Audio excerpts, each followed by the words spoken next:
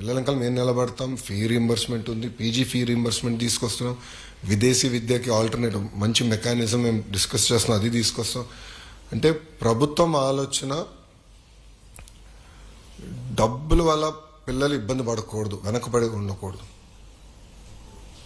నేను స్టాన్ఫర్డ్లో చదివినప్పుడు అప్లై చేసినప్పుడు అప్లికేషన్లో ఎక్కడ కానీ మీ దగ్గర ఎంత డబ్బులు ఉన్నాయి, మీ బ్యాంక్ అకౌంట్ స్టేట్మెంట్లు ఇవన్నీ నేను ఎక్కడ అడగరు. అప్లై చేసిన తర్వాత అప్లై చేస్తాం, దాని మాకు ఇంటర్వ్యూస్ ఉంటాయి. ఇంటర్వ్యూ అయిన తర్వాత అడ్మిషన్ లెటర్ ఇస్తారు. అడ్మిషన్ లెటర్ వచ్చిన తర్వాత అడుగుతారు, ఓకే మీ ఫైనాన్షియల్ సిచ్యువేషన్ ఏంటి, స్కాలర్షిప్స్ ఇవ్వచ్చా, ఫైనాన్షియల్ ఎయిడ్ ఇవ్వచ్చా, లోన్లు అరేంజ్ చేయొచ్చా, అట్లా వాళ్ళు అడుగుతారు. ఎట్లా మనం కూడా ప్రభుత్వంలో ఆ విధానం తీసుకురావాలి, డబ్బులు లేక పిల్లలు ఇబ్బంది పడకూడదు అనేదే ప్రభుత్వం లక్ష్యం. గడిచిన కొన్ని సంవత్సరాలు విద్య ఒక రకంగా నడిచినా మళ్ళీ దాన్ని ట్యూన్ చేసి సరైన దారిలో పెట్టే బాధ్యత ప్రభుత్వం తీసుకుంది.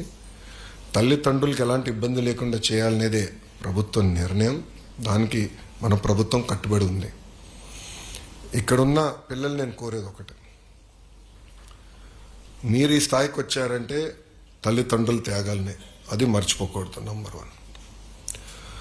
రెండోది, చాలామంది అనుకోవచ్చు లోకేష్కి ఏముంది, చాలా తేలికైంది, తల్లిదండ్రుల డబ్బుల్ని బాగా చదివిన వాళ్ళు చదువు తేలిగ్గా వస్తుంది అనుకోవచ్చు. కానీ మీరు చూస్తే నేను ఎప్పుడు గెలవని నియోజకవర్గంలో పోటీ చేశాను. అంటే 40 సంవత్సరాల గెలవని నియోజకవర్గంలో పోటీ చేశాను. కారణం ఏంటంటే కష్టపడాలి, స్ట్రగుల్ ఉండాలి, అప్పుడే పైకి రాగలుగుతాం. చాలామంది ఆశ్చర్యపోయారు, నేను విద్యాశాఖ మంత్రి అవ్వాలంటే చాలామంది ఆశ్చర్యపోయారు. చాలామంది వద్దని చెప్పారు నాకు. సంఘాలు ఉంటాయి, మీకు ఎందుకు ఈ గోల్ అంతా, మీరు మేనేజ్ చేయలేరు, పిల్లలు ఈ పేపర్స్ ఈ గోల్ ఎక్కువ ఉంటుంది మీకెందుకు, అందుకే నాకు కావాలి అని చెప్పారు. గతంలో పంచాయతీరాజ్ గ్రామీణాభివృద్ధి శాఖ చేసిన, ఈసారి లేదు విద్యాశాఖ నేనే కోరినప్పుడు ముఖ్యమంత్రి గారు అంత తేలిక ఏమి ఇవ్వరు, టార్గెట్స్ పెట్టి నాకు ఇచ్చారు ఆయన. అంటే ఉన్నత విద్యలో ఏం చేయాలి, ఇంటర్మీడియట్లో ఏం చేయాలి, స్కూల్ విద్యలో ఏం చేయాలి. ఇది మీ అందరికి ఎందుకు చెప్తున్నానంటే, ఎవరో కెరియర్ తీసుకుంటున్నారు కనుక మనం కూడా అదే కెరియర్ తీసుకోవాల్సిన ఆలోచన ఉండకూడదు. ఆల్టర్నేటివ్ మనం ఆలోచించాలి. ఈరోజు అందరం ఐటీ అనుకుంటేనే కరెక్ట్ కాదు. ఈరోజు అనేక అవకాశాలు వస్తున్నాయి. కొన్ని ఉదాహరణలు ఇస్తా. సోలార్ సెల్ మ్యానుఫ్యాక్చరింగ్, ఈరోజు క్యాబినెట్ మీటింగ్ ఉండే మాకు పొద్దున. సోలార్ సెల్ మ్యానుఫ్యాక్చరింగ్ కంపెనీ, ఒక కంపెనీ క్లియర్ అయింది. ఇంకో కంపెనీ నిన్న మీటింగ్ పెట్టుకున్నా. ఇది నెల్లూరు జిల్లాకు వస్తే ఇంకో కంపెనీ మనకి అనకాపల్లి జిల్లాకు వస్తుంది. అది నిన్న మీటింగ్ పెట్టుకుని నెక్స్ట్ క్యాబినెట్ మీటింగ్ క్లియర్ అవుతుంది. ప్రకాశం జిల్లాకి రిలయన్స్ వాళ్ళు కంప్రెస్డ్ బయోగ్యాస్ ప్రాజెక్ట్స్ వస్తున్నాయి. మొదటి విడతలో కనిగిరిలోని 50 ప్రాజెక్టులు రాబోతున్నాయి. అంటే 25,000 మంది పనిచేయగలుగుతారు. అట్లా కొత్త సెక్టర్స్ వస్తున్నాయి. కొత్త సెక్టర్స్లో కూడా మీరు కూడా వాచ్ఫుల్గా ఉండి, ఇప్పుడు గ్రీన్ హైడ్రోజన్ వచ్చింది, ఎలక్ట్రిక్ వెహికల్స్ వస్తున్నాయి, ఏఐఎంఎల్ ఉంది, మీకు ఇటు పక్కన మ్యానుఫ్యాక్చరింగ్ పెద్ద ఎత్తున నరేంద్ర మోడీ గారు కూడా బాగా ప్రోత్సహిస్తున్నారు, దాని ఫలాలు వస్తున్నాయి. మారుతున్న సెక్టర్స్ని మీరు గమనించి మనం కూడా ఒక కెరియర్ పాత్ అనేది పెట్టుకోవాల్సిన అవసరం ఉంది. ఇంకో విషయం కూడా, జీవితం అనేది it's journey, it is not a destination. చాలామంది ఏమైపోయిందంటే, ఇప్పుడు మేము అందరం ఇక్కడ ఇటుపక్క కూర్చున్న అందరం మేము మాట్లాడుకుంటున్నాం రిజల్ట్స్ గురించి.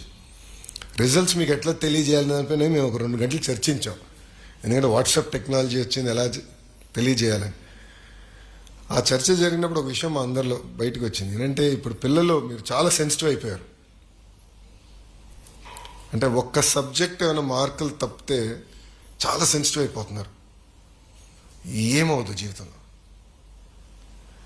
ఎన్నో దెబ్బలు తింటాం మనందరం. జీవిత ప్రయాణాలు ఎన్నో ఎదురుగాలు ఉంటుంది, దెబ్బలు తగులుతాయి.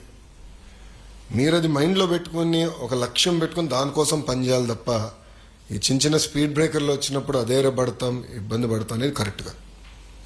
దేవుడు అందరికీ ఒక పరీక్ష పెడతాడండి. ప్రతి కుటుంబానికి ఒక రకమైన పరీక్ష పెడతాడు. కానీ ఆ పరీక్ష జయించే శక్తి కూడా దేవుడు మనకి ఇస్తాడు. దయచేసి ఇది మీరు గుర్తుపెట్టుకోవాలి. ఈరోజు ప్రభుత్వం ఒక బాధ్యతతో మిమ్మల్ని ముందలు ప్రోత్సహిస్తుంది. మీ ఏదైతే కళ్ళనో దానికి కట్టుబడి మేము కూడా ఉన్నాం. అన్ని రకాలుగా సహకరిస్తాం. నేను ఫీడ్బ్యాక్ చూశాను, చాలామంది అందరం కూడా ముందల తల్లిదండ్రులకి ఉపాధ్యాయులకి మనం గౌరవిస్తాం. వాళ్ళ వల్లనే ఈరోజు ఈ స్థాయికి వచ్చాం. ప్రత్యేకంగా కొంతమంది ఉపాధ్యాయుల పేర్లు కూడా రాస్తాం. నిజంగానే చాలా చాలా సంతోషంగా ఉంది నాకు. ఇక్కడ కొంతమంది ఐఏఎస్ ఆఫీసర్లు అవ్వాలని రాశారు, ఒకే ఒక్క చెల్లి ఐపీఎస్ ఆఫీసర్ అవ్వాలని రాశారు. ఎవరు? రాజేశ్వరి గారు.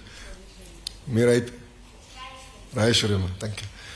సో చెల్లి రాసింది ఐపీఎస్ ఆఫీసర్ అవ్వాలని. ఇట్లా మీకు కళ్ళు ఉన్నప్పుడు కష్టపడాలి, ఆ ఓరియంటేషన్లో ఫోకస్ అవ్వాలి. ఐపీఎస్ ఆఫీసర్ అయినప్పుడు నా పైన కేసులు పెట్టదు తల్లి. ఇప్పటికి 23 కేసులు నాకు. కేసులు వద్దు ఇప్పుడు. మీరు పెడితే మళ్ళీ బండి సంజయ్తో పోటీ పడాలి. ఆయనకి 109 కేసులు ఉన్నాయండి ఆయనకి. సో ఇంకా కేసులు పెట్టద్దు నా పైన.